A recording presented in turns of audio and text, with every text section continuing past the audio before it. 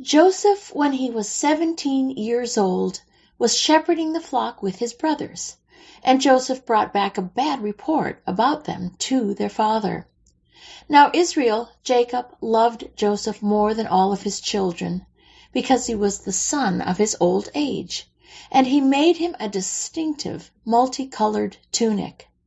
His brothers saw that their father loved Joseph more than all of his brothers, so they hated him and could not find it within themselves to speak to him on friendly terms.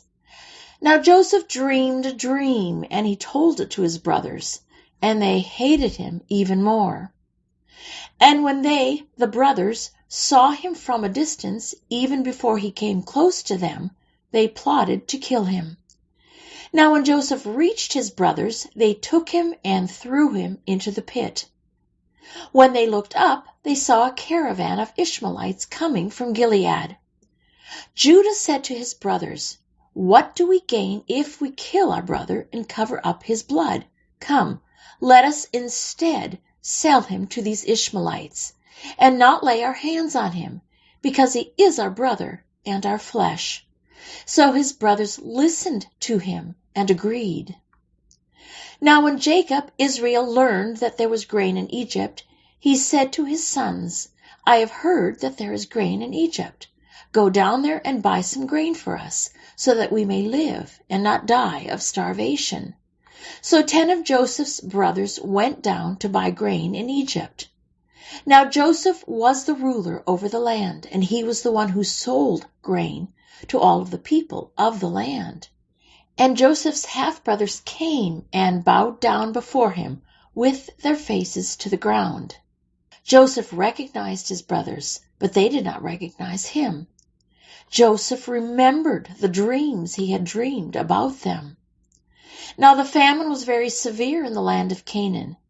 And it happened that when the families of Jacob's sons had finished eating all of the grain which they had brought from Egypt, their father said to them, "Go again, buy us a little food." But Judah said to him, "The man representing Pharaoh solemnly and sternly warned us, saying, 'You will not see my face again unless your brother is with you.'" Judah said to Israel his father, "Send the young man with me, and we will get up and go buy food, so that we may live and not die of starvation. I will be security, a guarantee for him. You may hold me personally responsible for him." Then their father Israel said to them, "If it must be so, then do this. Take some of the choicest products. Take double the amount of money with you. Take your brother Benjamin also, and get up and go to the man." Then the men took the present, and they took double the amount of money with them and Benjamin. Then they left and went down to Egypt and stood before Joseph. After Joseph feasted with his brothers, he sends them back to their father, but puts his own royal cup in the sack of the youngest, Benjamin. Once the cup is discovered in Benjamin's sack, Judah pleads with Joseph and offers himself as a replacement for Benjamin. Then Joseph could not control himself any longer in front of all those who attended him, and he called out, "Have everyone leave me." Joseph wept aloud. "I am Joseph. Is my father still alive?" But his brothers were speechless, for they were stunned and dismayed by the fact that they were in Joseph's presence. And Joseph said to his brothers, "Please come closer to me." And they approached him.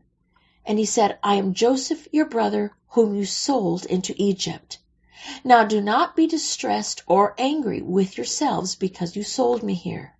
For God sent me ahead of you to save life and preserve our family." Now Jacob, Israel, sent Judah ahead of him to Joseph to direct them to Goshen. Israel said to Joseph, "Now let me die in peace, since I have seen your face and know that you are still alive." Then Jacob called for his sons and said, "Assemble yourselves around me, that I may tell you what will happen to you and your descendants in the days to come. Judah, you are the one whom your brothers shall praise. Your hand will be on the neck of your enemies. Your father's sons shall bow down to you.